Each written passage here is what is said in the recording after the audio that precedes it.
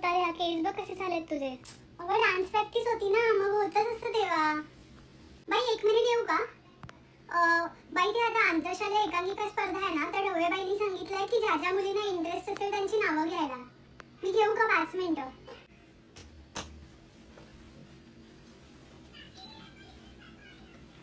चल बाई आला, मी जाते. कुठे चाललीस? बाई ते संगीत रूम मध्ये चालले, गाण्याची प्रॅक्टिस आहे ना. आता कसली गाण्याची प्रॅक्टिस? बाई आता ते आंतरशालेय गायन स्पर्धा आहे ना, त्याच्यासाठी. मला विचारलंस जाऊ का, विचारलंस तू मला? मुख्याध्यापिकाबाईंनीच सांगितलंय जायला, त्यांनीच सांगितलं प्रॅक्टिस करायला. सारे ग रे ग म ग म प म प ध. काय ग, कान दुखतोय का तुझा?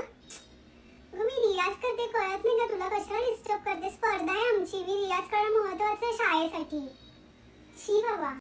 काय ग, हे ओढणी वगैरे लावून काय बसलीये? बाई ते मी आता डान्स प्रॅक्टिस वरून आले ना, त्यामुळे ते झाली ना प्रॅक्टिस, मग काढ आता. पण आता ह्या लेक्चर नंतर लगेच माझी नाटकाची पण तालीम आहे ना.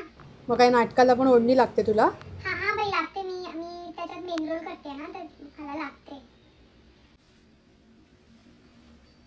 तू बघितलंस, तिला अजिबातच येत नाहीये. सिद्धीला तिला आपण नको घेऊया, मी बोलते बाईंशी. उगाच ती चुकते, तिला पुढेच उभं केलंय आणि बाईंनी. ती चुकते मग आपल्याला पण त्यामुळे बक्षीस नाही मिळणार ना, मी सांगते बाईंनी. तुम्हाला माहिती आहे का, मी कधी पण माझ्या डोळ्यातून पाणी काढू शकते. आमच्या नाटकाच्या सरांनी शिकवलंय की तुम्हाला कधी पण हसता यायला हवं, कधी पण रडता यायला हवं. दाखव मग काढून. काढते, थांब जरा. तुम्ही सगळे जर दुसरीकडे बघा ना, असं बघितल्यावर नाही येत ते पटकन पाणी. इथे बघ.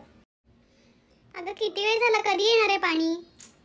थांब ना जरा, ते असं आतून हे प्रोसेस व्हायला वेळ लागतो, जरा थांब. तू तिथे बघ, येणार तिथे बघ.